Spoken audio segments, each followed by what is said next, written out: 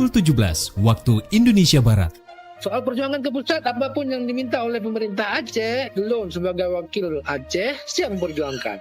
Saatnya kita dengarkan dan kita saksikan Lintas 17. Informasi aktual dari seluruh penjuru Aceh. Kejaksaan Tinggi Aceh menuntut 40 orang bandar narkoba dengan ancaman hukuman mati. Kabupaten Aceh Singkil Provinsi Aceh dengan menyediakan anggaran sebesar 25 miliar rupiah. Inilah Lintas 17 bersama Korwil 17 Banda Aceh.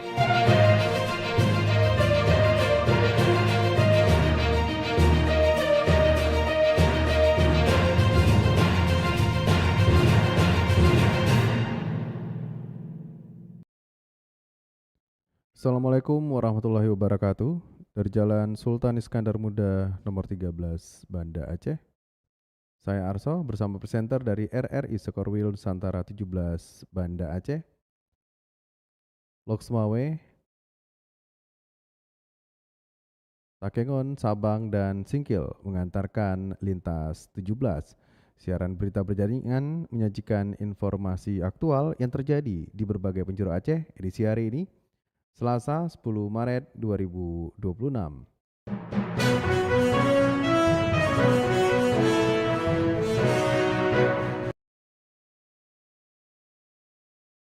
Berita utama yang dapat Anda simak sore ini diantaranya Menteri PU tinjau sinkhole Pondok Balik.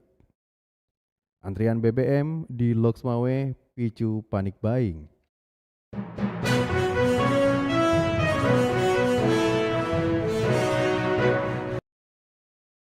Siaran berita berjaringan ini dapat juga Anda akses melalui RRI Digital, serta turut disiarkan Radio Buna FM Sebulu Salam, Merdu FM Pidijaya, Radio Sapa FM, Suara Bujang Salim Loksmawe, Radio Assalam Uin Araniri Darussalam Banda Aceh, Radio Suara Sabang, Radio Mutiara FM PD, Radio Cempala Kuneng Aceh Timur, Radio Suluh Tamiang, serta dirilai RRI Radio Rimbaraya.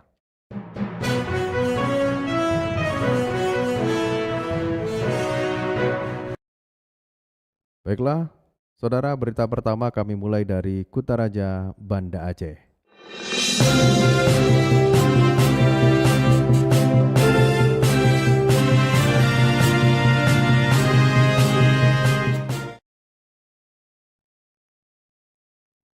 Pendengar, berbuka puasa di hotel hingga restoran menjadi pilihan masyarakat Aceh dalam menyemarakkan Ramadan.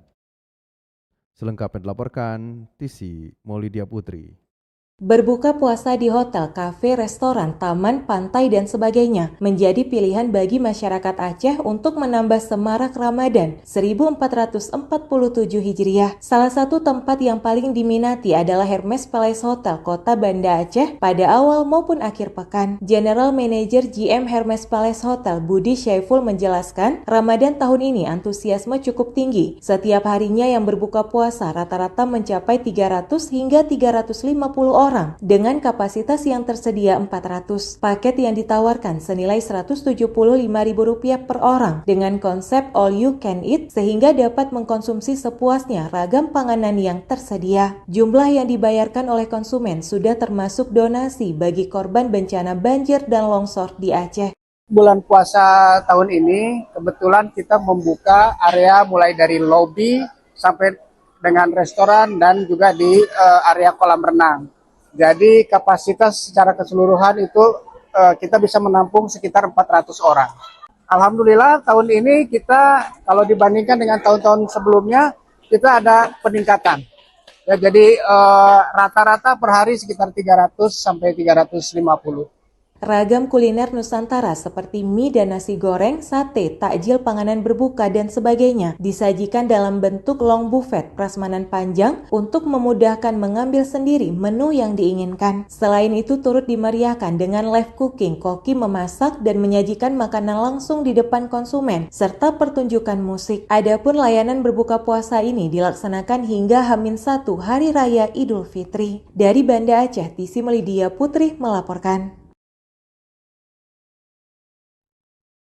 Forum Komunikasi Masyarakat Berkebutuhan Khusus Aceh menggelar dialog publik memperingati Hari Perempuan Internasional di Banda Aceh, menyoroti isu kesetaraan, perlindungan, dan peran perempuan dalam pembangunan. Berikut laporkan Cindy Novita.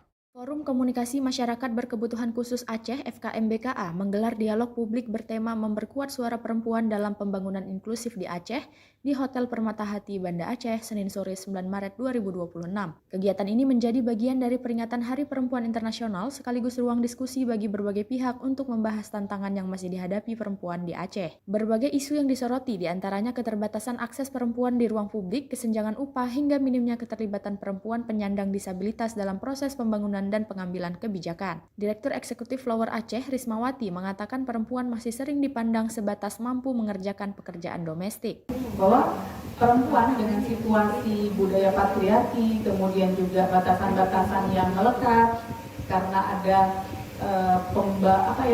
peran-peran domestik yang masih dilekatkan terhadap perempuan, sehingga membatasi ruang-ruang dia untuk aktif di ranah publik, juga partisipasi yang selama ini masih terasa simbolis ya, masih cuma yang penting ada perempuan, tapi suara atau pengalamannya atau harapannya, kebutuhannya itu tidak diakomodir atau tidak menjadi landasan dalam pengambilan kebijakan gitu. Meski demikian, ia menilai beberapa tahun terakhir semakin banyak perempuan di Aceh yang aktif bergerak di komunitas maupun kegiatan sosial termasuk dalam penanganan bencana. Di sisi lain, Erlina Marlinda, pengurus Children and Youth Disabilities for Change, menilai peran perempuan penyandang disabilitas masih sangat minim, terutama dalam forum-forum resmi pemerintah yang membahas kebijakan. Pertama, saya menyampaikan bahwa perempuan disabilitas itu masih belum mendapatkan peran yang penting di dalam proses pembangunan tentunya. Nah, ini bisa kita lihatlah dari berbagai macam kegiatan atau baik itu formal maupun informal, itu masih mungkin teman-teman di sini, bapak, kakak, ibu yang ada di sini bisa melihat sendiri apakah ada keterwakilan perempuan disabilitas di sana. Tentunya tidak. Saya berani mengatakan tidak. Dialog publik ini diharapkan menjadi ruang refleksi sekaligus penguatan komitmen berbagai pihak dalam mendorong pembangunan yang lebih inklusif di Aceh. Melalui kolaborasi antara pemerintah, organisasi masyarakat, dan komunitas perempuan, berbagai isu kesetaraan dan perlindungan perempuan diharapkan dapat ditangani secara lebih konkret dan berkelanjutan. Dari Banda Aceh, Cindy Novita melaporkan. Dari Kutaraja Banda Aceh, lintas 17 menuju Samudra Pasai, Aceh Utara.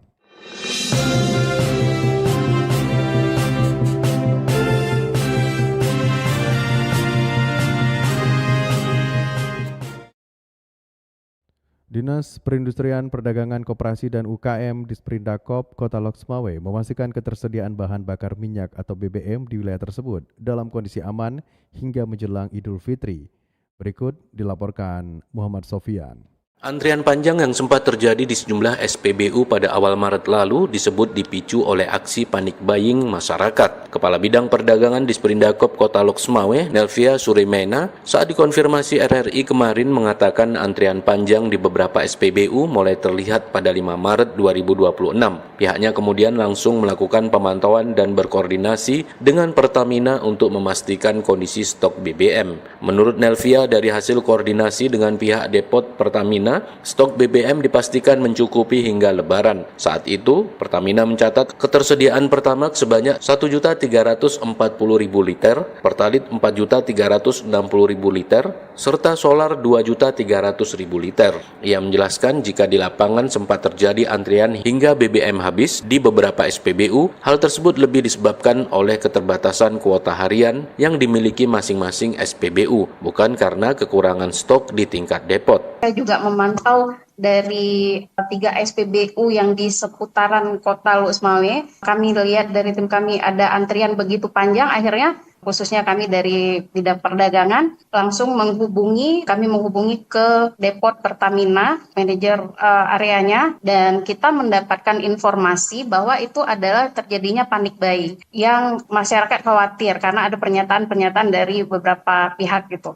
Nelvia menambahkan secara umum distribusi BBM di Kota Loksmawe berjalan lancar. Hal ini juga didukung keberadaan depot Pertamina di wilayah tersebut yang menjadi salah satu pusat distribusi BBM untuk berbagai berbagai daerah di Aceh, bahkan sebagian wilayah Sumatera. Ia juga menyebutkan bahwa antrian kendaraan di SPBU kini sudah berangsur normal. Berdasarkan pantauan terbaru di lapangan, antrian panjang terutama untuk kendaraan roda 4 sudah tidak lagi terlihat. Dalam mengantisipasi kepanikan masyarakat, Disprindakop terus berkoordinasi dengan Pertamina dan pihak SPBU untuk memantau ketersediaan BBM. Pemerintah juga menghimbau masyarakat agar tidak melakukan pembelian yang berlebihan. Muhammad Sofyan melaporkan. Dari Samudra Pasai Aceh Utara, kita menuju dataran tinggi Tanah Gayo.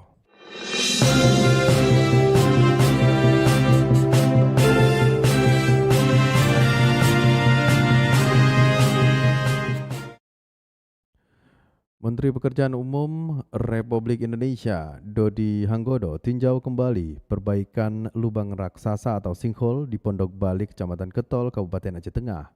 Perbaikan diupayakan rampung secepatnya. Selengkapnya disampaikan Alfi Sahrin. Menteri Pekerjaan Umum Republik Indonesia Dodi Hanggodo kembali hadir ke dataran tinggi Gayo, Provinsi Aceh untuk meninjau perbaikan lubang raksasa atau sinkhole di Pondok Balik, Kecamatan Ketol, Aceh Tengah. Menteri PU mengatakan pihaknya telah melakukan sejumlah pekerjaan guna menghentikan longsor susulan pada lubang raksasa atau sinkhole tersebut. Hal itu sebutnya dikerjakan bersama para pakar ahli dari berbagai bidang agar segala usulan dapat dikaji dengan baik demi kelancaran pengerjaan di lapangan. Tapi mudah-mudahan dengan begini sebenarnya kan saluran yang ke arah lubang itu kan sudah kering, sehingga harapannya memang lubang itu tidak bertambah lebar lagi, karena kan suspek awal dari kemarin kan ada resapan air di bawah yang membuat kemudian lubang melebar. Waktu pertama kali kita kesana kan Bapak Ibu sebenarnya kelihatan tuh ada air netes yang dari selokan ini kan. Nah walaupun sekecil itu, kalau itu mengalir tiap saat, tiap detik, ya akhirnya lubang lebih menganga. Sebelum perbaikan tambahnya, lubang terus bertambah lebar dengan sedikitnya menggerus tanah 4 meter dalam sehari. Namun kini hal tersebut mulai dapat ditangani. Saat ini pungkas Menteri PU, pihaknya akan terus memantau proses perbaikan pada sinkhole serta telah membuat jalur alternatif agar mobilitas masyarakat dapat berjalan. Alfi Sahrin, RRI Takengon, melaporkan. Anda sedang mendengarkan Lintas 17 dari Korwil 17 Banda Aceh.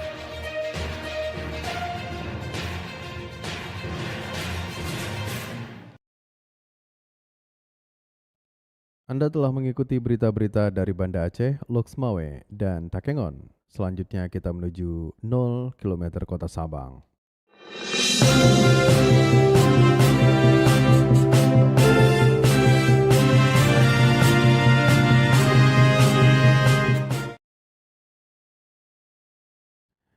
Syarikat Cut Abang dan Cut Adik Kota Sabang atau SAIN membagikan 225 paket takjil gratis kepada warga di kawasan Sabang Fair. Kegiatan ini berlangsung di depan kantor Badan Pengusahaan Kawasan Sabang, BPKS. Selengkapnya dilaporkan Diah Novitaria. Syarikat Cut Abang dan Cut Adik Kota Sabang atau SAIN menggelar kegiatan pembagian takjil gratis bagi masyarakat di kawasan Sabang Fair, tepatnya di depan kantor Badan Pengusahaan Kawasan Sabang atau BPKS pada momentum Ramadan. Sebanyak 225 paket takjil disalurkan kepada warga yang melintas menjelang waktu berbuka puasa. Kegiatan sosial tersebut melibatkan para pengurus dan anggota Duta SAIN Kota Sabang. Aksi ini dilakukan sebagai bentuk kepedulian terhadap masyarakat yang sedang menjalankan ibadah puasa. Cut Abang Kota Sabang tahun 2025, Irfan Hidayatullah mengatakan kegiatan tersebut merupakan inisiatif bersama para anggota SAIN. Selain sebagai kegiatan sosial, kegiatan ini juga bertujuan mempererat kebersamaan antar anggota. Hari ini kami Duta Wisata Kota Sabang dan juga Serikat Agamindo Kota Sabang melakukan kegiatan kurma keakraban ukhuwah Ramadan mulia, tepatnya di depan kantor BPKS Kota Sabang. Nah, kegiatan ini yaitu di mana kami berbagi takjil dan juga buka puasa bersama yang nantinya untuk meningkatkan ukhuwah kita semua dan dapat dicontoh oleh teman-teman dan organisasi lainnya. Ia menjelaskan total takjil yang disalurkan kepada masyarakat berjumlah 225 paket. Takjil tersebut berasal dari dana donasi para duta dan pengurus Sain Kota Sabang. Sebanyak 8 orang terlibat langsung dalam kegiatan tersebut. Mereka turun ke lokasi untuk menyalurkan paket takjil kepada pengguna jalan dan masyarakat sekitar. Kegiatan ini juga mendapatkan sambutan positif dari masyarakat yang melintas di kawasan Sabang Fair. Sain Kota Sabang berharap kegiatan sosial seperti ini dapat terus dilakukan sebagai bentuk kepedulian kepada sesama khususnya di bulan Ramadan. Diah Novritaria melaporkan.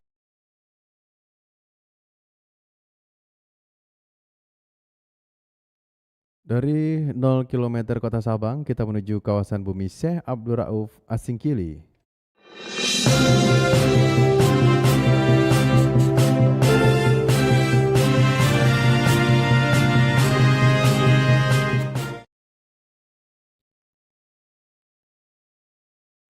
Pemerintah Aceh memetakan penanganan titik rawan kecelakaan di jalur barat pasca bencana guna menjamin kelancaran distribusi logistik dan keselamatan pengguna jalan.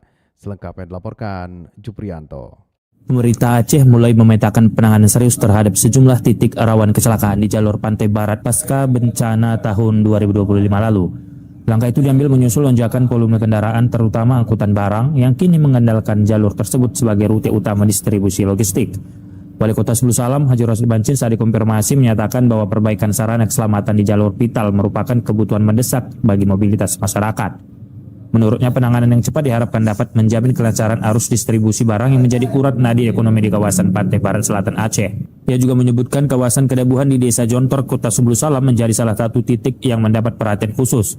Lokasi ini dikenal memiliki resiko tinggi bagi pengemudi dari Aceh maupun Medan. Rentetan kecelakaan yang merenggut korban jiwa serta kerugian material di wilayah tersebut memicu perlunya intervensi teknis segera.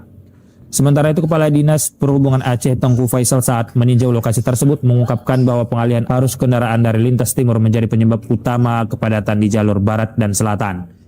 Hal itu membuat beban jalan meningkat drastis sehingga potensi kecelakaan di area ekstrim seperti Kedabuhan turut naik secara signifikan. Ia juga menegaskan bahwa keselamatan pengguna jalan arus menjadi prioritas utama di tengah pergeseran pola lalu lintas. Disub Aceh berencana melakukan langkah terukur mulai dari evaluasi teknis lapangan hingga penguatan aspek keselamatan jalan guna menekankan angka fasilitas kecelakaan di wilayah Kota Sebulu Salam. Koordinasi lintas instansi akan segera diperkuat termasuk penambahan rambu peringatan dan pengaturan arus lalu lintas lebih ketat. Evaluasi teknis bertujuan untuk memastikan struktur dan fasilitas pendukung jalan di Sebulu Salam nantinya dapat menampung beban kendaraan berat yang melintas setiap harinya. Demikian Juprianto melaporkan.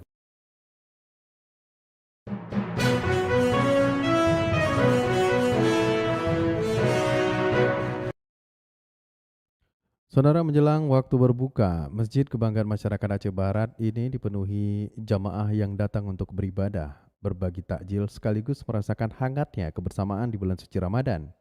Berikut laporan mini feature disampaikan Irham Syah.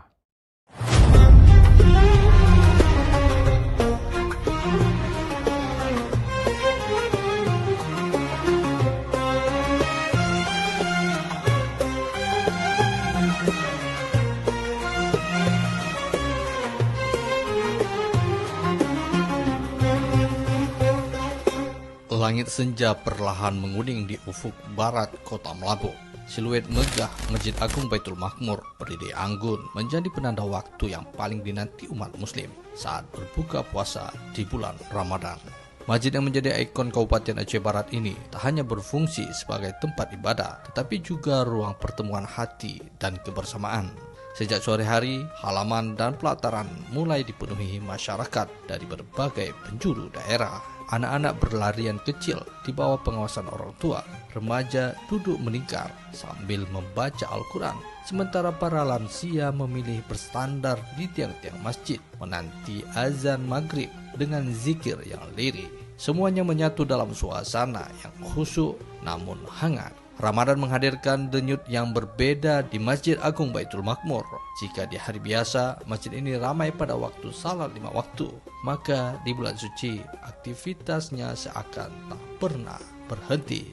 Menjelang berbuka, masyarakat datang membawa takjil sederhana. Ada yang berbagi kurma, bubur kanji, hingga aneka kue tradisional khas Aceh. Hidangan itu disusun rapi di atas meja hamparan panjang, dinikmati bersama tanpa sekat status sosial. Ketika azan maghrib berkumandang, suasana hening sejenak, doa-doa dipanjatkan, air putih diteguk perlahan dan senyum syukur terukir di wajah para jamaah. Momen berbuka di masjid ini bukan sekedar melepas lapar dan dahaga, tetapi juga merawat rasa persaudaraan. Usai salat maghrib dan makan ringan, sebagian jemaat tetap bertahan hingga waktu Isya dan Tarawih. Saf-saf salat memanjang hingga ke serambi. Lantunan ayat suci menggema menghadirkan ketenangan yang sulit ditemukan di tempat lain. Bagi masyarakat Aceh Barat, Masjid Agung Baitul Makmur bukan hanya bangunan megah dengan kubah yang menjulang. Ia adalah simbol kebangkitan spiritual, pusat syiar Islam sekaligus ruang tubuhnya ukhuwah. Disinilah warga saling menyapa, bertukar cerita, dan mempererat silaturahmi. Ramadan menjadi momentum yang mempertemukan mereka dalam satu tujuan, meningkatkan iman dan takwa. Hingga malam semakin larut, cahaya dari dalam masjid tetap bersinar terang, seolah menegaskan bahwa di jantung kota Melabuh, Masjid Baitul Makmur Melabuh seakan menjadi rumah bagi setiap hati yang rindu pada ketenangan Ramadan. Reporter RRI Melabuh Irham Syah melaporkan.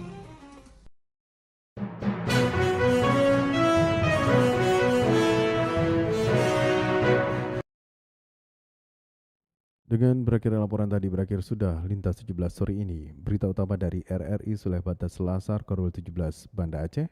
Atas perhatian Anda kami ucapkan terima kasih. Wassalamualaikum warahmatullahi wabarakatuh. Sekali di udara, tetap di udara. Demikian Lintas 17 sore ini. Produksi Korwil 17 Banda Aceh.